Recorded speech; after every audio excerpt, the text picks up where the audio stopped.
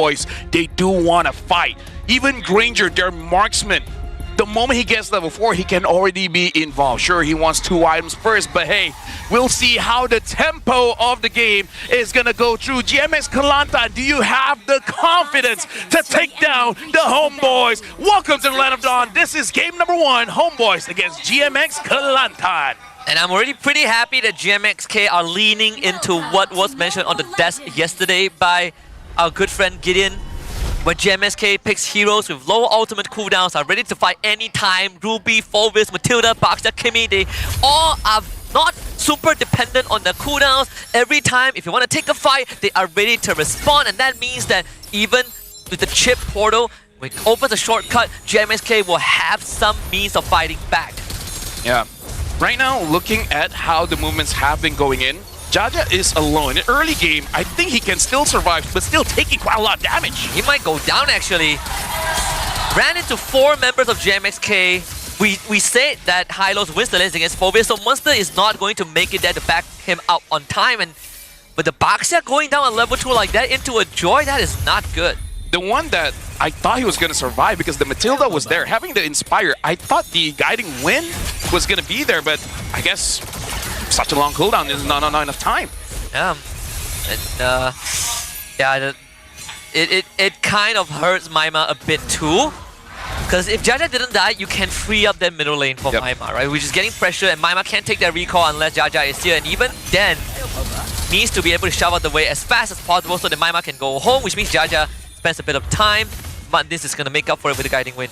Yeah, the bad thing here is that Amal, not only did he get a kill, but he's been free farming.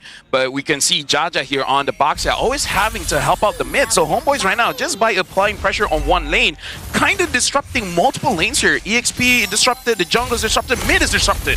Winston's going to hit level 4 in just a little bit. The Homebois know that, so they're not going to commit to that fight.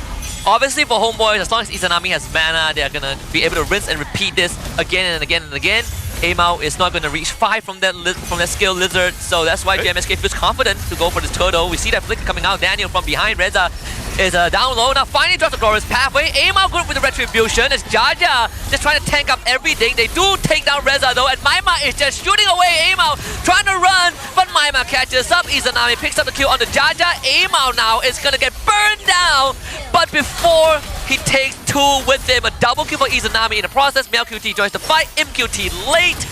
And even trade, but turtle for Homebois. I kind of feel like there was a lot of mistakes coming in from both teams here. Maybe it's just, you know, early day jitters, because in terms of targeting, I kind of feel like Homebois, they could have executed that a little bit better. Reza, we can see he was waiting for his level 4, just waiting for that tick to come in, but a little bit too late. Monster was able to get onto Amal. Amal was still able to get the turtle, but again, he used all his skills to actually go in, and not enough to actually chase after Maima. Maima having free hit there kind of destroyed Homebois a bit. Yeah, we saw the power of this Dusin 2. Izanami was basically doing free work.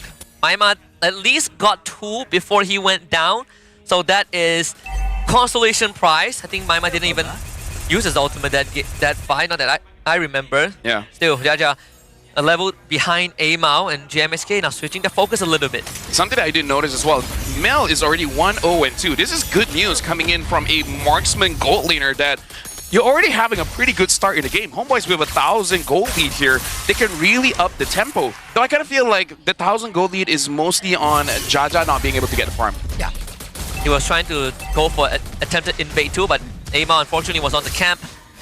GMXK, do they get the read where Homebois is at? Because Daniel, he's already positioning himself very deep inside the bottom jungle. Unless for GMXK, if they want to go onto Izanami, he has the Flicker to work with too. So with the next turtle spawning, GMXK, they're going to make their move bottom. But they have no idea that Daniel is there. Yeah, if they can get onto Maima, oh, it's going to be big. Maima most likely is going to go down. They drop the shortcut. The whole team comes through. Maima straight up dies. Killing spree for Izanami. Circling Ego used by Muddins, but no angle to engage. Yeah, and right now, Homebois, they do have control over the turtle here. Muddins having the flask of the Oasis. Looks like Homebois, they're not really going to contest because Amal just really wants that buff. Can try Monster trying to hold back Amal, but Amal still gets into the pit and finds the objective. Muddins now flickers to safety, but unfortunately, it's easy for Homebois to keep up with him. Amal runs him down with a hop, skip, and a jump. Monster trying to do the same, but it's a bit more heavy. Mega kill for Izanami. Maima back into the fight, tries to find a couple kills with the help of Monster, and GMSK gets 2 bodies. Yeah, right now it looks like Homeboys, they really don't have enough damage just for the fact that when Amal goes in, he actually takes a lot of return damage, making it so that he cannot commit for a very long time. But I think it's fine because later on, Amal is gonna build either the Blood, what was it called again? Blood Wings, to actually get an extra shield to stay longer in the fight, or hey, maybe even get a concentrated energy just to make sure that, again, sustain longer in the fight. Like, I kind of feel like Homeboys, without Melcutie, they don't end the fight long enough for the fight to look good, I guess. It's been 2 4v4s, right? Both Melcutie and ImQT have been uninteractive with the shortcut. We haven't seen this Ruby in a fight just yet, and even then GMSK sort of made it quite close, right? If Maima didn't get caught out, I think that would have went in the favor of GMSK with Munster being able to hold the front line for longer than the Homeboys would have liked. But still, Daniel, he's hovering around the bottom side again. This is the 3rd time he's doing that, and the target is Munster. Another Sky Piercer stack for MLQT. Yeah, and again, this is why you want to delay your EXP pick later, because Phoveus is a good hero in the right circumstances. Against the Hylos, you're already losing in lane, and now because Homeboys have scaled up to almost 3,000 gold, making it so that even Phoveus goes down pretty quickly when 4 to 5 people just ganks on you. Yeah. Can't really blame GMSK because they were on the blue side. The Phoveus will be shown regardless, and I think Homeboys, they are just having the right idea, right? They have been avoiding ImQT the entire time. Understood that Monster is slightly easier to take down. But GMSK, they just need to stall out for a bit of item. I don't think this 3k goal lead is going to be too substantial for Homeboys just yet, as having fighters means that your power spike does come early and a lot more efficient with components. So GMSK, they're going to jump onto Daniel, and Izanami tries to peel him away. Yeah, honestly, as a Matilda player, kind of difficult here. Jaja taking quite a lot of damage, but they return back to Reza. Reza Pulse revitalized. Monster hops to the back. They lay on the carpet. Melqt forced away from the fight, but unfortunately Maima goes down. 4-5 man. I'm offended, but the damage dealers are all dead. Monster hops onto Izanami, flickers away, gets lifted back. A double kill for Izanami. GMSK just couldn't get the ball rolling. Something that I want to say before the fight even starts, as a Matilda player, this is a very difficult game for Matilda because one of the things that you do want to use is guiding away with the circling eagle, but hold on, Jaja is going to get punished, going to get pulled away with the circling eagle. But as I was saying, Matilda does want to engage and directly onto that Warren target. The problem is, even if you do get onto, say, Melcutie, Izanami, or even Amal, the return is going to be difficult because Izanami can pick you up. Melcutie just returns damage. Daniel with the chip, we're talking about the shortcuts, but honestly, all the stuns that the chip has just basically makes it so that whoever Matilda sends to the backline, kind of suicidal. If GMSC cannot keep Maima alive, I think their chances of winning the fight is very slim, right? Because Maima is the only consistent damage dealer, and not only have you need to deal with dives coming your way from, you know, Amal, Reza, and even Izanami, but taking down Reza alone is a tough task. And that's not to mention that Reza hasn't even gotten the blade armor just yet, so GMSK needs to really think about how to take these fights, or if possible, just get themselves space and resources, because Melqt is free farming Blood Wings for Izanami. Yeah, honestly, amazing because Amal has been doing so much, Izanami has been doing so much, forcing out that Raiden armor, making it so that Melqt just does way too much damage. And now, like, look at that!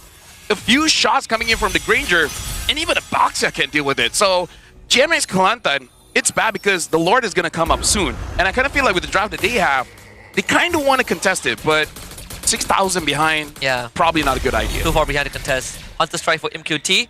Bottom holy defense is already gone for GMSK. And Homeboys got such an early push in.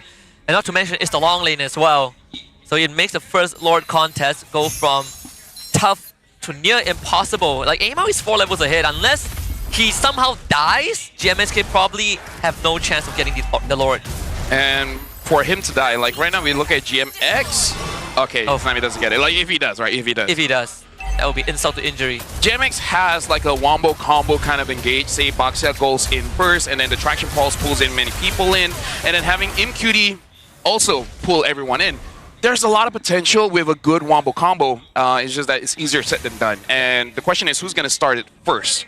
Because I think they need vision no matter what, and whoever gives the vision probably is going to die. Probably Monster or ImQT, right? You have to commit like a flicker or something. Probably Monster, because ImQT is being damage. And even then, their damage output primarily is from Maima. Yeah. And Maima is put in that role where if he goes down, it's equivalent to your marksman dying. Yeah. That's why Home Bois, they get control, but they are still able to win the fight because GMSK just don't have the damage. I mean, Jaja is being very sneaky. And it comes down to GMSK buying time. He sees aim out there. Jaja, is he gonna try? A good attempt. He got knocked out by the Lord instead. So there's nothing that he could do about that. Monster is deep in the fight. Izanami instantly Crimson Beacons onto Maima, who is able to dash away with the Cyclone Eye. Monster tries to survive, but gets executed by MLQT. Izanami flickers forward for a limb. Maima flickers away as well. Madis tried to save him. MQT finally gets a shutdown into Izanami, but MLQT finds a 3-piece. Make it 4. A Maniac for the Granger.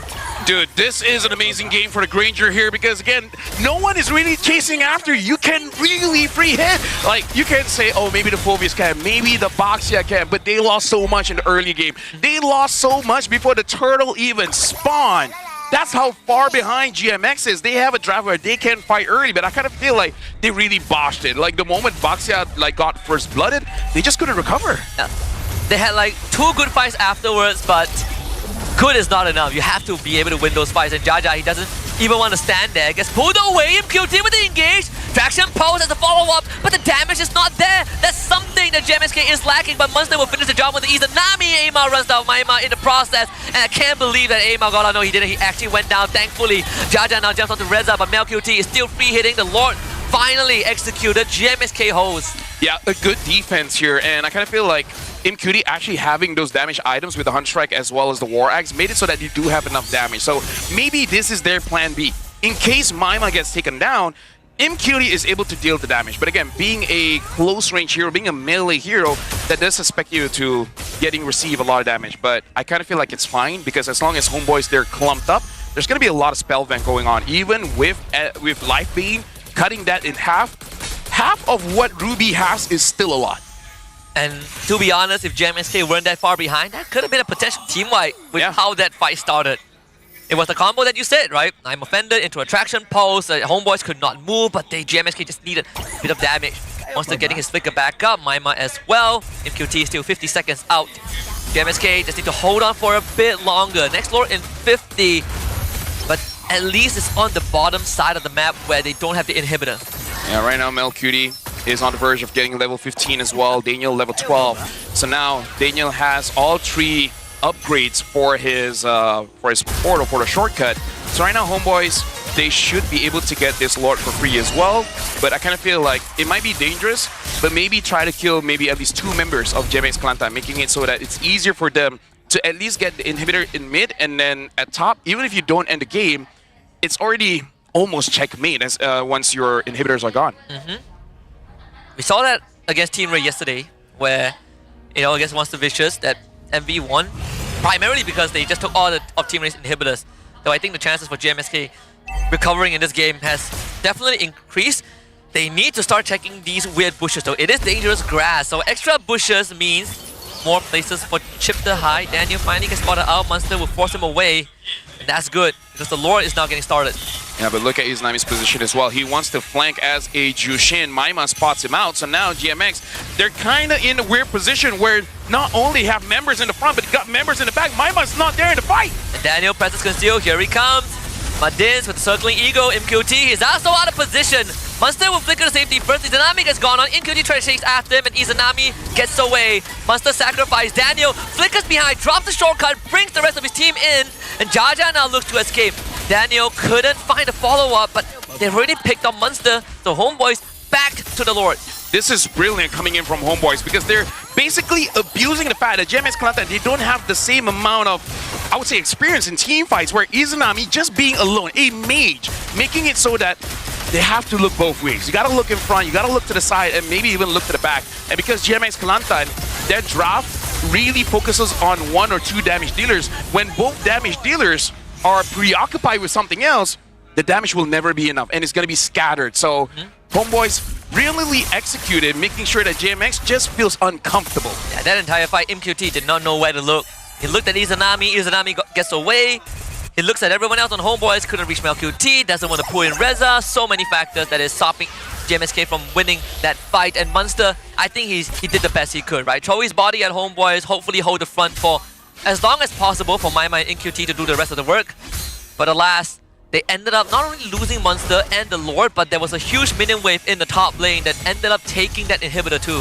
And right now, looking at the minions, they're trying to sync it up. Looks like they're not going to do it because the bottom just cleared a little bit too fast. Amal now having the concentrated energy. Heck, he already has 6 items. He should be able to stay in the fight long enough to maybe kill 2 people. Or more. With the red carpet and shortcut follow-up from Daniel, MQT into the midst of things. They're looking for Daniel first, and Daniel finally goes down, but the Lord is still there. Daniel comes back to life with the immortality. Homeboys, they just give MQT another triple kill. Winter Crown just to stop himself from dying. Homeboys.